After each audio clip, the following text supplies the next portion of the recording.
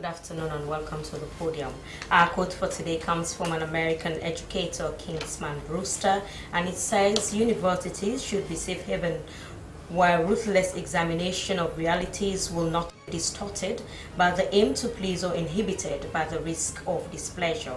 Coming up in this edition of the podium, government will formally launch the commissions of inquiry tomorrow.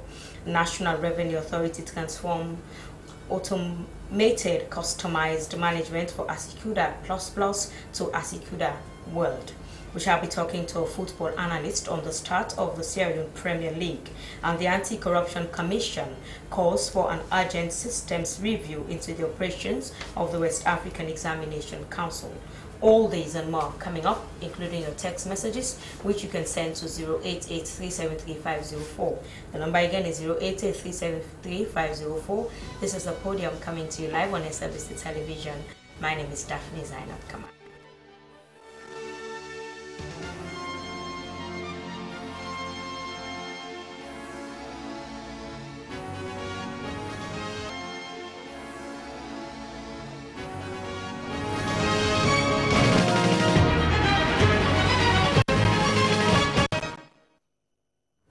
Welcome to the podium. President Julius Maada Bio is expected to launch the commissions of inquiry at a ceremony to be held at the special court where the commissions will be sitting.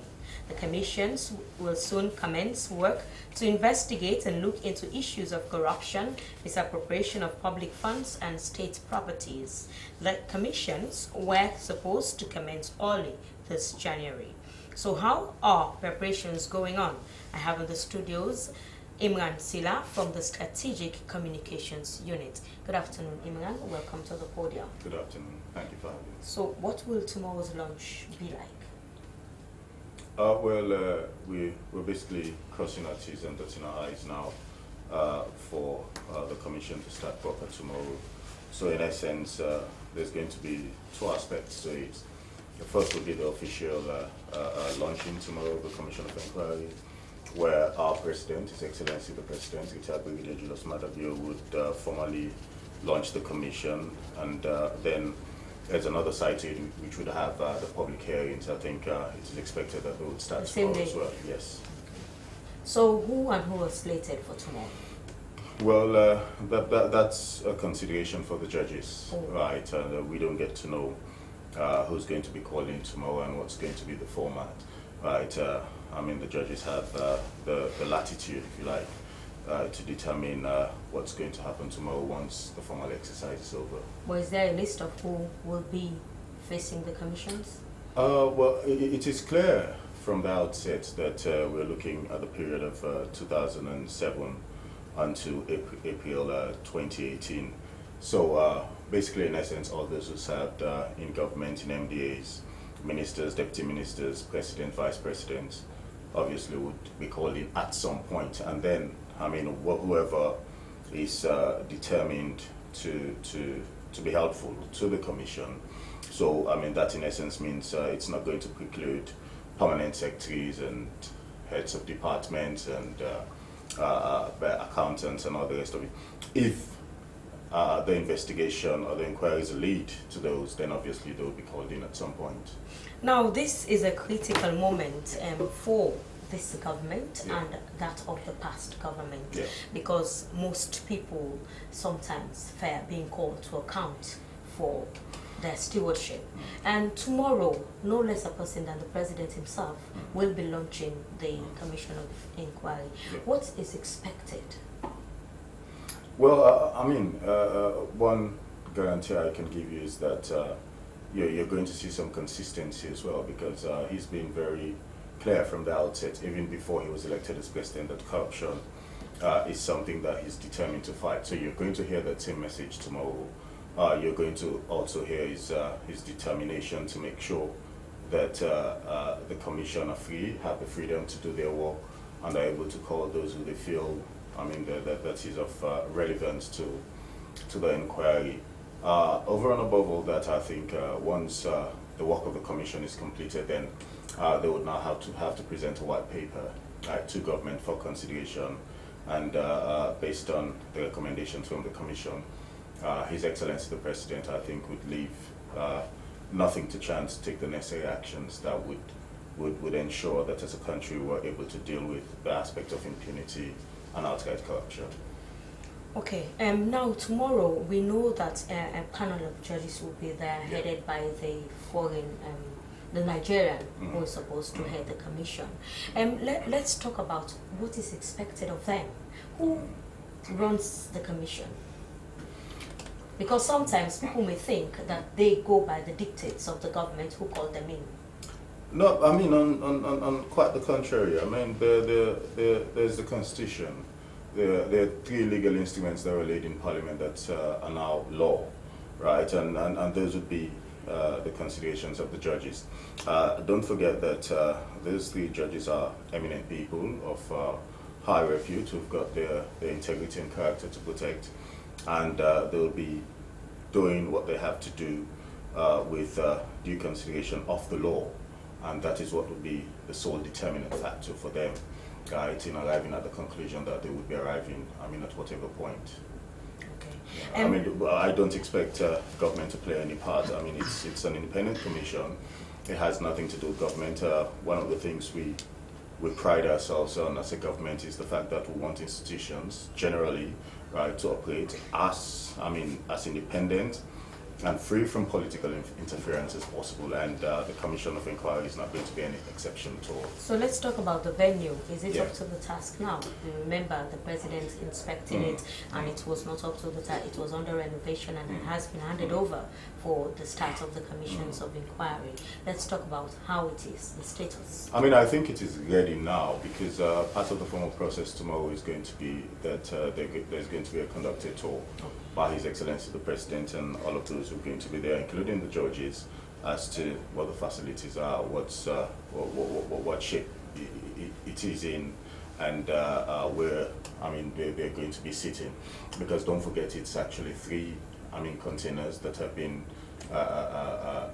put together, basically, right, so that there's going to be some of there. I mean, as a ministry, we have our considerations as to how to make sure that the commissions, the process itself is going to be covered live. So, for example, what's going to happen if those containers cannot take, members of the public and journalists as well who would like to cover the event live? What's going to happen so that they're at least going to have live feed from each and every of the commissions at whatever point, so that members of the public who might not have the opportunity, or even those who live in rural areas who can't make it to Freetown to witness the commission, would be able to understand exactly what's happening. We're also going to make an effort as a ministry to make sure that we do live broadcasting the various national languages, so that would help the pursuing our team in the upline, when not necessarily they understand English, to understand exactly what's happening, because this is about the people of this country. Right? For far too long, we have been deprived as a nation, primarily because of corruption.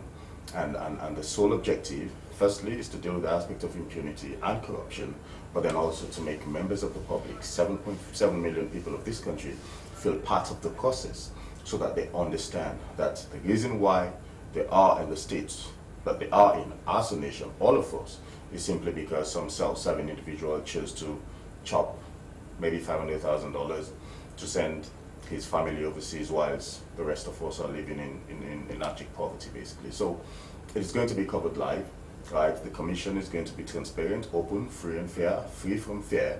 The judges, we expect them to be able to do their job, right? Having the law in consideration and no political interference whatsoever. Now, even though you stated earlier that you do not know who will be facing the panel tomorrow for the start of the commission, have they been given prior notice? Because sometimes one may say, I was not informed, I'm not ready, I cannot be ready in a few minutes to face this panel, and so many excuses. Let's talk about that. Well, I've had some narrative suggesting that some people might not want to cooperate, right, with the commissions of inquiry, assuming they are called. Right, but the law is the law, and the law is a respecter of no man, the lawyers will tell you.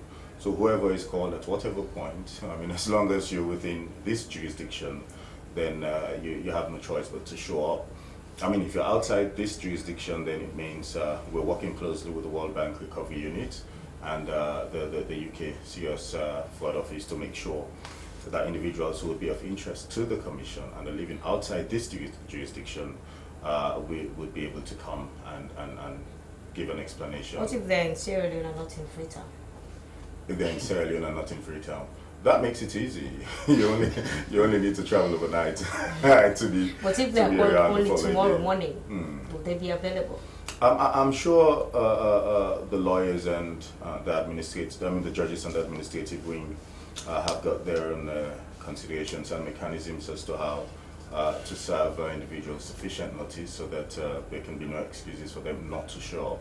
I mean, particularly those who are living within this jurisdiction. For those outside this jurisdiction at the moment, they also have their considerations as to how to make sure that they come in on time. Because don't forget, this commission has a timeline, 3, maximum 6 months. So whoever is outside this jurisdiction would be able to show up, right, within a certain period of time to give an account or help the Commission to do its findings. Okay, thank you very much. Continue to stay with us on the podium.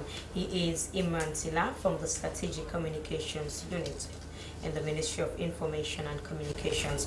For another issue this afternoon, today, Monday, 28th January, the National Revenue Authority will commence the implementation of a new customized management system, which is Asikuda World, which is a new system at the Queen Elizabeth II Quay. The new system is web management system wherein business people can access customs from anywhere in the world to do business effectively without access, hustling at the quay. For the past 10 years, the Customs Department has been operating on the Asikuda Plus, which is more of a manual system. However, according to reports, some of the NRA partners say the implementation is not timely as enough consultations were not done for effectively implementing the Asikuda World. Well, for more on this new system, I have in the studios Panakante, Assistant Commissioner of Operations, National Revenue Authority. Good afternoon. Welcome to the podium. Thank you. Let's talk about the difference between Asikuda World and Plus. Yeah, thank you very much. Asikuda Plus is a third version of the Asikuda, what I will call the Asikuda generation, the Asikuda family. Asikuda Plus is also an electronic system, but it has challenges. The challenges are, one, first of all, even though fine as it is, it still requires that people who are using Asikuda, particularly the declarant, I mean those brokers, custom brokers, or importers, when they make their declaration, they are still required to have the printout, a hard copy of this declaration from the system, and then move from one point to another with it. And they also, apart from that, the system itself has a rigid system, so difficult to interface with other existing systems. Now, the main difference here with the Asikuda World is that with Asikuda World, it is web-based. As long as you have internet, you have the specific required equipment, and then you have your profile in the system. You can connect to the customs management system, which is the Asikuda World, and do business with customs NRA online. So that's the main difference. And the other thing is it allows people who are doing business with NRA to submit all documents, we call it e-document, electronic document, online.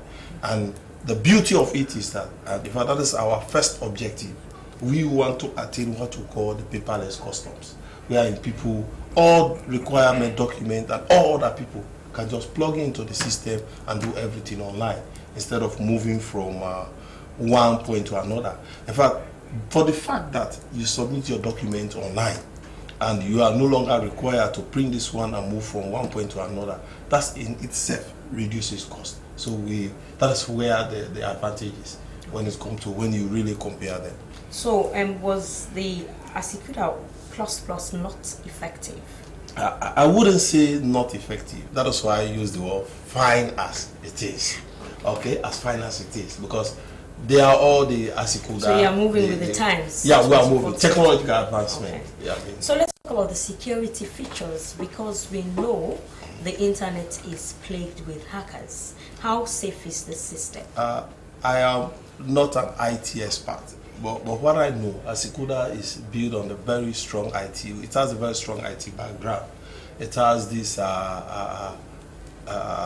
Oracle for the data, and it have Linux, and then for actually the other communication and so on. And all over the world, over 90 countries use ASICUDA. I mean, so up to my knowledge, I haven't heard of any hacking. So next time we'll have an IT person, maybe we'll tell you most of the IT structures that you actually know. But from the layman's point of view, what I know about the system is not easy. Now, who operates the system? I don't know what you mean by who operates the system, but presently the system itself was developed by UNTAC, the United Nations. No, what I mean is, there must be someone who inputs data. Presently, that's why we call it the custom management system. It's being managed by NRA, the custom department. And we'll have two teams. We have what we call the technical team, which is purely made of ICT people, which work on the different background, the connection situation and so on. And then you have the custom team, we call them functional, and that's the business processes. They work on the business processes, like the rules in the system and how really you navigate through it, how you walk from one point to another. So they guide the exporters or importers? Yeah, in terms of the users, maybe you are referring to the users. No, I'm asking to your office. This is what I'm saying. Yes, this is what I'm saying. Yes. Yeah, of course. Okay, so let's go to the users before I come to what I want to get to. In terms of the users, you have several users. The category, you have those who call custom related institutions. Like you have the shipping agencies, you have the banks for finance, payment, the shipping agencies for what we call cargo manifest, the cargo they bring to Sierra Leone, they introduce into the custom territory of Sierra Leone. So you have those categories, and then you have the agent, the brokers, those who actually on behalf of the importers who do the declaration and then do all submission online, and then who also verify most of these examination if they are called upon, on behalf of the importers. Then you have now the users within, that's within the NRA, who are mainly the customs officers who will have to process this declaration also online and then indicate to the agent or the importer through the agent that you can now come for verification, or if the goods have been released, you can print out your release order and pick up your goods at the key. Yeah. And the reason why I asked who operates the system, we know what has been happening down at the key. Too much bribe and overpricing of certain goods, and people being delayed and being deprived of bringing in their goods on time. So I wanted to ask, what's the when you consider the level of the employees, their neutrality, their integrity, and all of this? That's what I want to know. That's again one of the big advantage when you compare the plus to the ASICUDA world, because everything is now being done online. There's very little, no human interface. I mean, you no longer have to take your document and take it to the doorstep of customs. What if you know who's operating the system and you arrange it? It doesn't happen? I don't know what you mean by arranging. The system is designed so that you have line managers, who actually view. One thing you should know, everything within ASICUDA is time bound. What I mean by time bound, if you do your declaration today, you register, you submit, you access, all of the time is being indicated. When you, either as the importer or the agent, when you did that particular activities, those several activities. Then, when you do payment, also the cashier, another independent institution, the time is also indicated.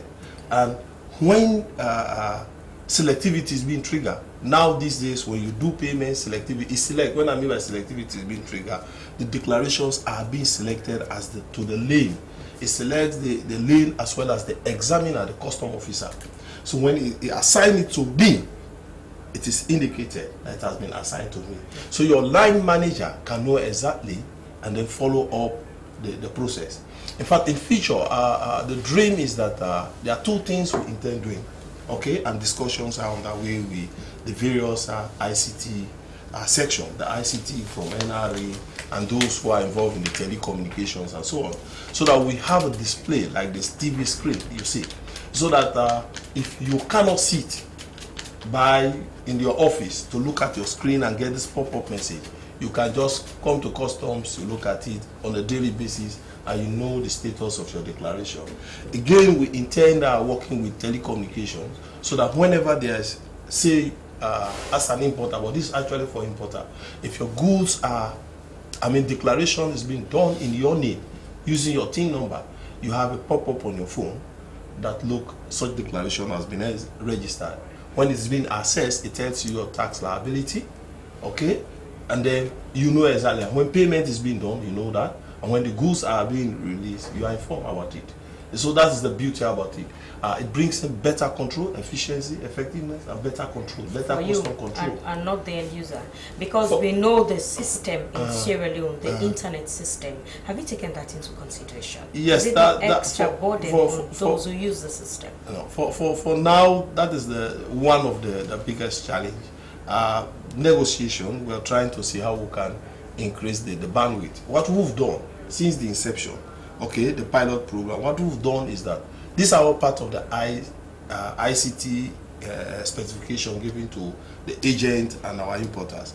We have told them, look, this is particularly the minimum, okay, internet bandwidth will have to have an efficient and effective connection. So that information has already been just taken around so that you will know that if you do not have enough bandwidth, internet bandwidth, there's no way you can really effectively work online. So how would they have access to it? What we've done now, because we know since we started the pilot, we found out that that's actually the biggest challenge. Okay, having the right equipment and then the capacity also to quickly do this thing online, and then the issue of internet and so on. So what we've done is that we've make our training room. We've made that training tentatively, at least for a period of 1 month. We've made that one what we call TTI, direct trader input, where you go and then do your declaration like the internet cafe. Okay, so if people who do not have this facility will go to the custom premises, the bank as well as the importers or their agent and do declaration. Within the premises, since you are not far away from the server, that one is better, but in the future, we want them to move away from custom premises. As you heard me saying that the interface all itself creates a whole lot of problem of the bribery, for the 1 month. that. So they'll get used to those operating the system and... No, we've told them, the executive and everybody, that this is the past, thing of the past. Okay, for the time being, because of the revenue challenges and so on. Mind you, we also have to collect money for government. And so we've made our arrangement so that we'll get money into government coffers. Okay, thank you very much. Continue to stay with us because you'll tell us the aims and objectives and what you did not achieve in the past that you hope to achieve now with this new system. Well, he is Tana Conte, the Assistant Commissioner of Operations, National Revenue Authority. Well, for another issue this afternoon, it could be recalled that September 24th, 2018, the Anti-Corruption Commission, Police, and the Office of the National Security launched an operation wherein over 71 people, including school children, were arrested whilst attempting to take an examination in a private residence at Aberdeen alongside wired questions and answer sheets. According to a release from the ACC, the investigation is ongoing and it has recommended for an urgent systems review into the operations of the West African Examinations Council. To get an idea of the investigations, I have Maurice Kante, who's from the Public Relations Unit of the Anti-Corruption Commission. Good afternoon, Maurice. Welcome to the podium. Yes, good afternoon, and thank you very much for having me. Now, since the 24th of September, what can you tell us about the investigations? Yes, as you rightly stated, the Anti-Corruption Commission issued a press statement on Friday, giving a general update with regards to the current status of this particular matter. Because as you can agree with me, education is one of the fundamental pillars that constitutes the administration of the current president. And we've seen strategic moves being made in order to put education at the forefront. And so it is of course no surprise that we see a lot of public interest when it's with regards to this particular issue, more so when we are trying to rebrand. So it was incumbent on the ACC to make sure we come back to the people and give them a status report on how far we have gone, what are the things that we have been able to unravel. And if you look further into our press statement, we are able to state explicitly, the actions that we are going to take in order to address some of the findings. And one thing that came out very clear is the fact that the whole issue of examination malpractice is coming about as a result of vulnerabilities that exist within the WAEC structure. So the ACC has identified these corruption vulnerabilities and press release, or as part of efforts to address this particular issue, we have recommended that we do an entire system and processes review of WAEC. Because mark you, in the bid to achieving our mandates, the ACC employs what we refer to as a three-pronged approach. And the three-pronged approach refers to public education, prevention of corruption, and also prosecution and investigation that will lead to prosecution, as the case may be. So you can see that we always employ different strategies when we look at certain merits or the particulars of cases that are brought before us. And so even though people will want to say, why not pursue with investigations, or why not charge the culprit instead of systems and processes review? Well, now the answer to this is very simple. Until we address the root causes of corruption, we cannot be able to really nip it in the bud.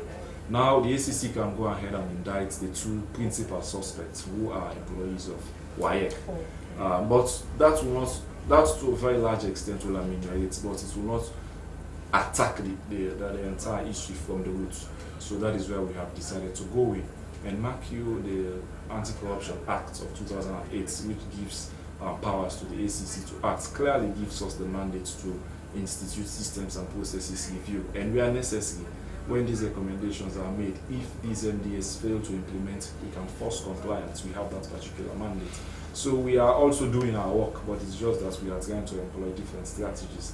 Because under President Kaifala, under the leadership of the current commissioner, the ACC is trying to refrain from the fire brigade type of approach, wherein we wait for corruption to occur before we come in and then try to, put everything under control. Now we are trying to prevent, so that we don't allow these things to happen. Because as I stated initially, education is very fundamental. Sierra Leone, as we all know, used to be the Athens of West Africa. People used to come from neighboring countries to come and get a feel of the quality education that we offer. So now it is because of the institutions that are supposed to work are not working effectively, or it is because of people who are who are entrusted with the responsibilities of maintaining integrity are compromising. So we can, I think the best approach the ACC has taken so far is to go in, address these issues and prevent, and this has been going on so in different MDAs. I'm also about this recommendation for the urgent systems review to the operations of, would you be part of it, the ACC? Of course, we have an entire systems and processes review department under the ACC. So it is, and we have officers, we have different experts who will go in and firstly identify the vulnerabilities and then prefer solution. But also it is going to be a collaborative approach, because you all know corruption is something very endemic, and it will require concerted efforts. And the ACC, no matter how hard we try, we cannot do it all alone. So we rely on collaboration. If you can even see, when the raid was conducted, it was a joint operation with the Office of National Security. So as and when necessary, we will also work with the relevant institutions. But one thing I can clearly state is that indeed the ACC will spearhead the process because we have a department responsible. Maurice, now that you've come out with a press release stating the obvious, don't you think the WAEC officials will be trying to get rid of evidence that's put? Well, you can see that. Them? Yes, well, you can see that this issue has taken some time. The arrest was initially done right from September. Yes. And so the ACC, we have different ways of operating. Sometimes we use covert operations, and so whatever information that you see us bring to the public is an information that will not affect the integrity of the investigation. So, but one thing I want to make clear, as we stated in the press release also, is that one of the principal perpetrators of this syndicate is on the run. And yes, one Vidal, who is a staff of WAEC, is on the run. Even after the arrest the arrest was done, he went on the run. And the ACC has issued a wanted notice for him. And so we are collaborating closely with all the security forces to see how we can get him on board so that he can face the music.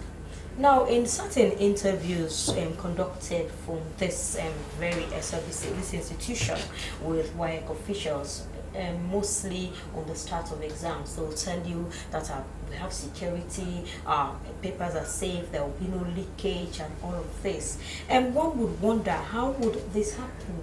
A staff from the office gathering people, because I know they'll pay in cash or in kind or whatever way they deem it fit. And what will happen to those being investigated, especially those who were supposed to be taking the exams? Yes, well, before coming to your question proper, let me just take you through some of the intricacies of all the particulars of that we are able to unravel. Now, firstly, there's a control room at WAEC where all of these examination papers are being processed. And it is from this control room that these papers are being taken to the various centers right across the country. And one of the interesting things that our investigations unraveled was the fact that there is not a coherent flow or a coherent distribution of these papers. Like, for example, there is not enough police presence to convey these papers. And there is not a system in place again that will determine whether the amount of papers that are being taken out of the control room are also the same that have been brought back, or what are the differences. So everything is just being done haphazard. So it is because of these vulnerabilities that creates room for corruption. Because on the night that they arrest, that those 71 people were arrested, the intention was for them to answer the question on WAEC papers and then give the collaborators from WAEC, who will in turn add them to the actual papers that they will be taken to WAEC. So it is. So you see that there is not a clear presence or sufficient police presence to make sure that these papers are not being tampered with. So until we address these issues, yes, we can go ahead and even arrest 50 or 100 people at WAEC. But if we don't address the underlying factors, if we don't make sure that the integrity of these examination papers are being protected, then it will be an effort in futility. Okay, so what will happen to those being investigated? Well, the investigations especially the students. Well, the students will not be charged. We will only focus on the principal collaborators, the principal perpetrators, those who are the organizers of these syndicate, as we stated in the press release, Bio and Vidal. We'll go after them to make sure that justice is being done. But also, one thing that I want to bring to the notice of the public was that we noticed that some of these recruitments are done at WAEC without following due process. Like the human resource, for example, did raise a concern that Vidal was employed as a contract staff without going through the necessary procedures. So as a result, they could not institute proper scrutiny to be able to ascertain his character or the type of person that he is. So these are some of the issues that we are trying to really address. Until there is an institutional reform, until systems and processes operate how they are supposed to be, then Sierra Leone must reclaim the past glory as we so graciously desire education. Okay, one more thing before we go for a break. The ACC not charging the students. Yeah, I want to know if they would not face some other consequences, because sometimes they'll be barred from taking public exams and all of this. Will they just go free and do what they have to do in the future? Well, one principal consequence that they have already faced, is the fact that they did not get they have missed that particular subject. So that is all. So no further. Okay. Well, no further consequence as of now. We'll only focus on the systems and then the staff of why. Okay. Thank you very much. Continue to stay with us. He is Maurice Kante from the Public Relations Unit of the Anti-Corruption Commission. Well, we'll go for a short break. When we come back, we shall be dealing with sports as we take a look at the start of the Sierra Leone Premier League.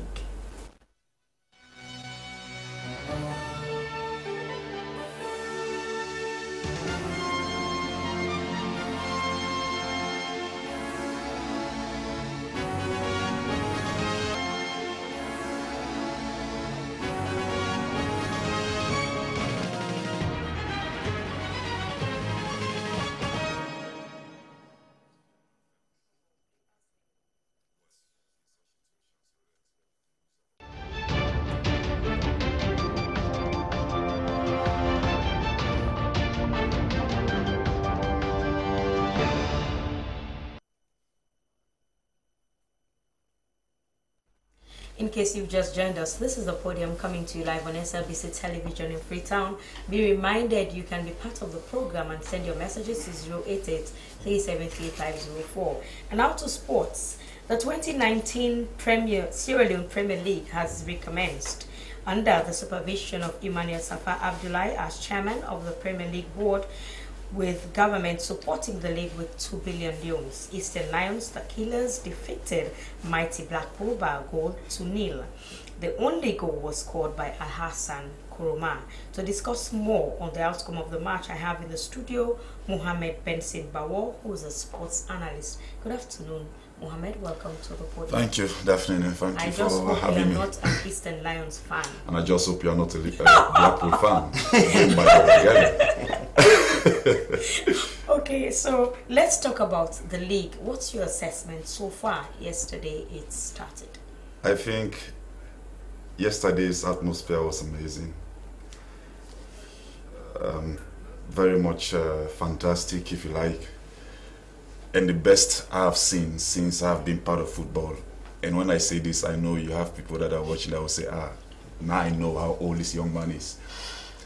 And because I remember I spoke to Fajabari and he said to me that the last time we had such an atmosphere for a local event at Stadium was in 1990 in an FA Cup finals, bringing together Port Authority and of course Eastern Lions.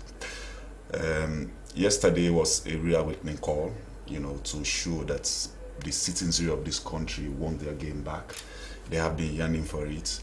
And if we are to able to sustain what we saw yesterday, then I would safely say the process of rebirth of football has just about begun. And I think government has to be commended, for coming in strongly with 2 billion, because football was and is still at a stage where the face-to-face, parastatals to actually collaborate and corroborate with them, with their brands, was not there to be seen, because for the better part of the last 5 years it has been a gutter thing, if you like. So government was very bold enough to come in and say, look, I have this football is an industry. Let's take it this way first. So if you have an industry that is failing, and this in turn will put pressure on the government when it comes to unemployment stuff. So, it was laudable that they came in to support that venture, which I've now seen over 1,000 Sierra Leoneans gaining employment, either through playing as a footballer, a coach, a masseur, a referee, a journalist, and what have you. And one thing I think we've always missed as a nation is that football, the Ministry of Sports, basically is about the biggest ministry in this country. I'll tell you for sure. There is no other ministry in this country which is being spoken about on hourly basis, on daily basis, save the Ministry of Sports. You don't have journalists for health issues. You don't have journalists for agriculture or economics or economy or whatever. But you have what you call SWASA. They call themselves what? Sport journalists. All they do is report sports.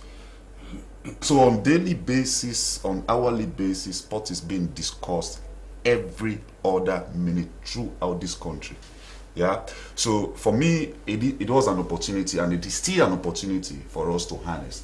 I mean, to take us to our past glory, where we actually be able to bring so much. And now, before we come to the match itself, let's talk about the organization. You know, what we saw yesterday, the crowd control, the crowd produced that filled up the stadium, and what was done by the Premier League board to kickstart the match in an historic fashion. Well, I think they did their homework, and apart from what they did and what government did, I see what I saw yesterday as a protest support.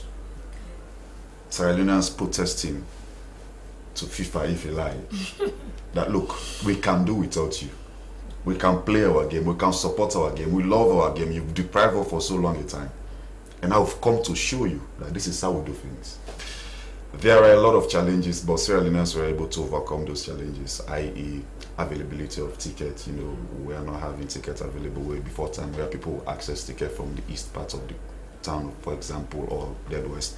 Everybody had to converge to the National Stadium yesterday to get access to tickets. So that itself was somehow chaotic, you understand? But again, it was managed, and of course, in terms of crowd control and crowd trouble, we did not have that, you know. So at one point, I got scared. I was on to the Minister of Sports, I was on to the stadium manager, I was on to Safa Abdullah, you know, wanting to profile solutions as to how to manage the situation, you know. But eventually it all went on well, and I have to commend the Premier League board, and of course the how do I call it, the patriotic artists around town as well, because I saw KME came up with something fantastic about the Premier League.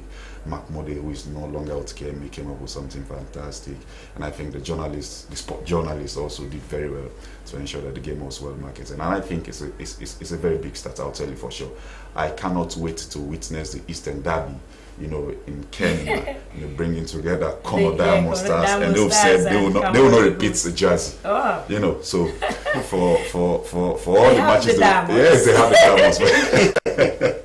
And of course, I was speaking to Ba, who happens to be attached to Ministry of Sport, and he said to me, "But look, the diamonds have dried up in Kano. But for us in Kenema, the cocoa and cacao is still flourishing." So I can't wait to see that. And of course, downtown, 45 miles away in Bo as well, it will be another huge encounter, you know, bringing together Bo Rangers, you know, formerly Kakwa Rangers, and of course, you know, the, how do I call it, the stylistic team of the moment, FC Callum, of which Maurice Callum. Okay, so they are the stylish. They are young and yes, they are a new school team, if you like. You know, so and following the steps of their initiator. Yes, I think, Mohamed Callum. Yes. Also, let's talk about the match itself. We saw what happened in Mighty Blackpool, my team, being defeated by Eastern Lions. And let's talk about the play. You know, football has not been happening, although we have these small community leagues that has been taking place. Let's talk about the form the players were in yesterday. Well, honestly, when you consider someone that has not practiced his act for 5 years and went on to do what they did yesterday, you give them an applause. 90 plus. I'll tell you for sure.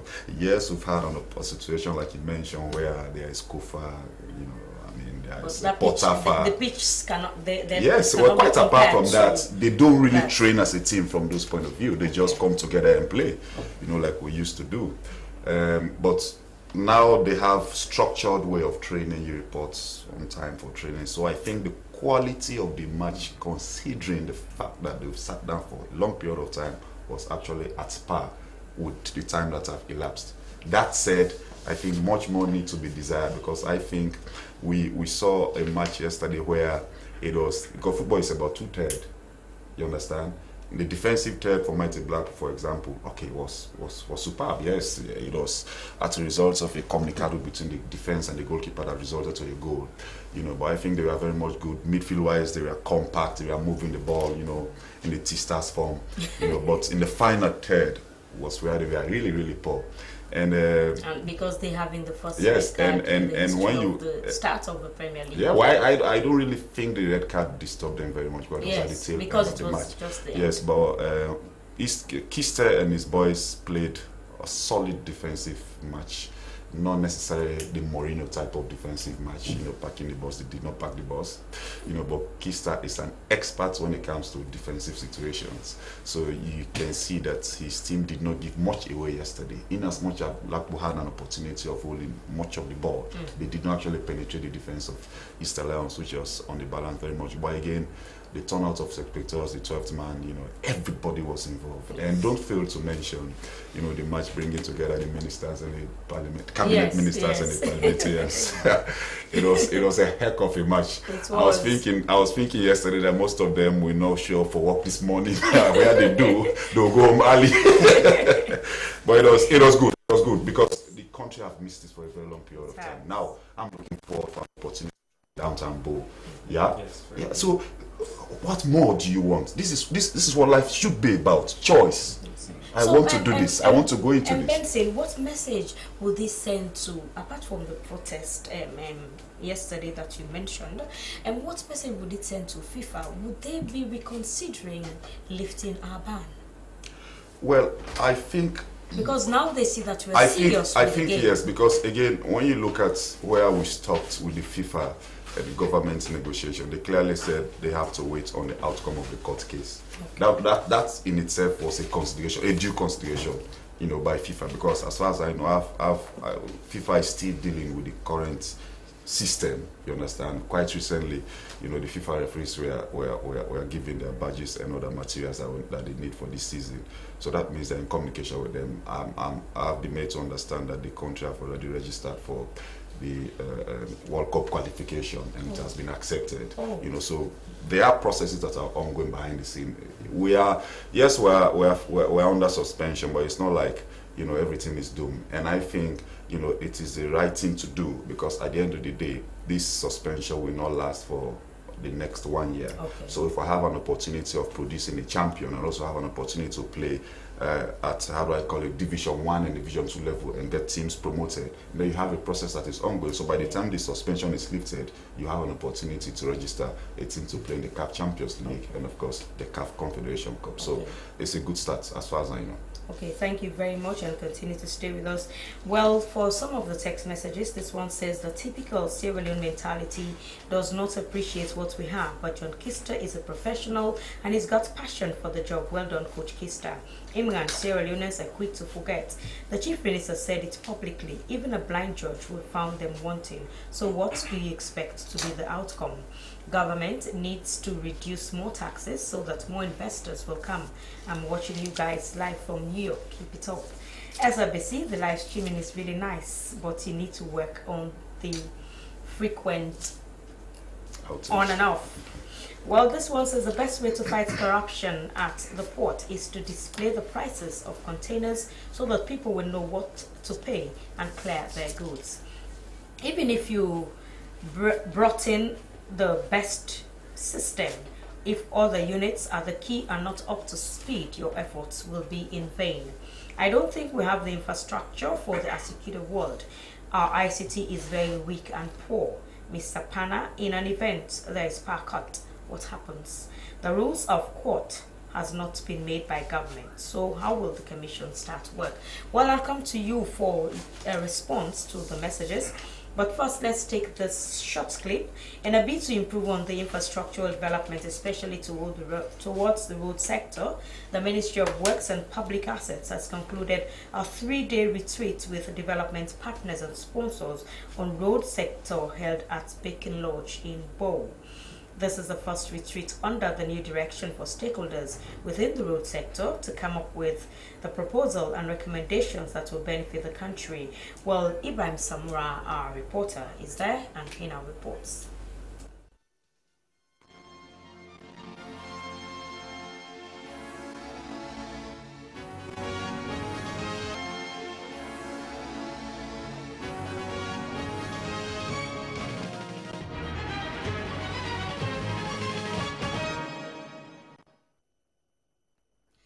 Well, we beg your pardon. We continue with some of the messages. Mr. Kante, Mr. Vidal Ray is not a contract staff of WAEC, but a permanent staff.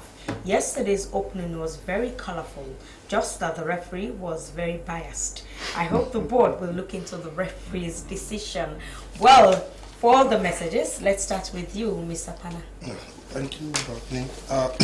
I'll go to the first one, the issue of taxes. The issue of taxes actually rests with the Ministry of Finance and Parliament. And all I know, to my knowledge, we actually haven't increased taxes. For the information of the public, I will just give them the structure of the tariff we have, the external tariff. For zero-rated goods, we have 81 tariff out of the total of 5,901 tariff line. That's commodity, number of commodities. For duty rate at 5%, which is the highest, we have 2,232. And for duty rate at 10%, we have 1,337 commodities. And for 15%, we have three of them. And for 20, we have 2,226, which is the second highest. And for 30%, 30%, we have 4 commodities. And for 35, we have 18 commodities. So as you can see, the concentration of the duty rate is at 5%, 20% and 10%. So we haven't changed. So that's giving the people the opportunity to clear at a very low rate. So we have not. Coming to the issue of prices of container, taking from what I've just announced, it's very difficult for us to tell you that when you clear a 20-foot container, it is what you pay, or you clear a 40-foot container, it is what you pay. Taxes are being assessed based on the rate I've announced. So if you have several goods that are of the higher rate, say 20%, even if you have a 20-foot and somebody has a 40-foot, I mean, at the end of it all, you pay more than the person with the bigger container. Maybe for administrative cost, which is actually not being done by NRA, all of our taxes, all of the charges we do are legislated. They go through Parliament. So there's no way we can say pay this on 20%. So I mean on the 40-foot or 50-foot. In terms of the efficiency, yes, I agree with this tester that in order for NRA at the border to be efficient, I've said it several times, people who work with also have to be efficient. We only hope, because there's a bigger discussion at the back end there, so that we also have this institution, how we can have them at the level where we can plug in to the Asikuda system. Okay, thank you very much. Let's go over to you, Imran. One of the texters is saying that the commission has already been prejudiced. Because of the comments of Professor David Francis. Well, the last time I checked, and that was this morning at around 11 a.m., there wasn't a David Francis as one of the judges of the commission. What am I trying to say? The judges who are going to be doing the commissions of inquiry have an independent mind. They are not swayed by public opinion or the comments of anyone whatsoever. They have the laws to follow. I mean, they are experienced people who've served as judges in other countries before, and including Sierra Leone.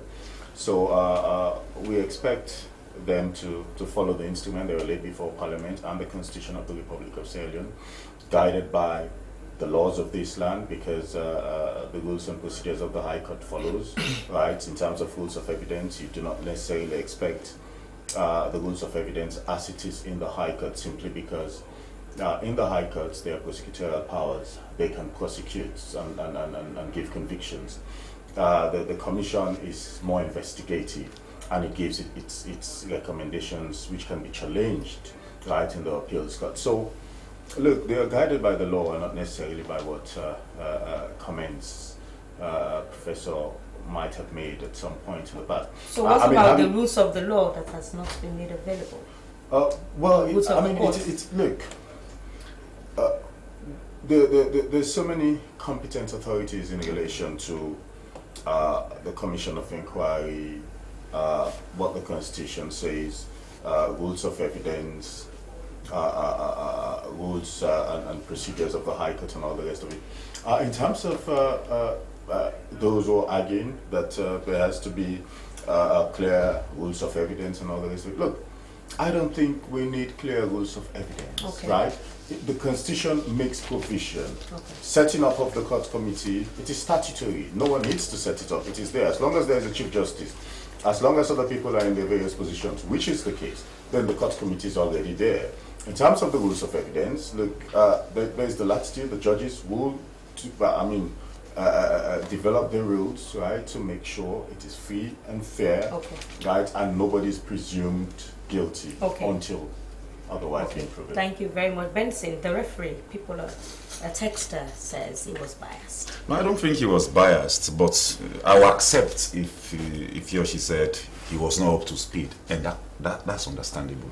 Like I said, if I've not been doing the job, if you leave broadcast for 5 years, you'll not be up to speed on your first day No. of anchoring, isn't it? But sometimes It's when just you- natural. Yeah. So, I think he had a good match. Yes, he may have gone wrong in 1 or 2 areas, but overall, it was a fantastic match. Okay, thank you very much. And Kante, before we go, what has been the result of the ACC declaring people wanted? Well, we hope the authorities that are concerned will do everything humanly possible, will use all their available resources to make sure we get this complete. So in the past, have you had? Yes, we have been issuing warrants and And notices, and then yes, Okay. criminals have been brought. Okay, well, thank you very much. Well, that's how we end the podium for this afternoon. Many thanks to my studio guests for being part of the podium, and to the texters, and to you watching out there on our live stream. Keep watching the SLBC. Our quote for today came from an American educator, Kingman Brewster, and it says, universities should be safe havens where ruthless examination of realities will not be distorted by the aim to please or inhibited by the risk of displeasure. My producer has been Salma Taba. My name is Daphne Zainab Kamara. Stay tuned to the SLBC. Join the podium team tomorrow again, same time on SLBC Television. Goodbye.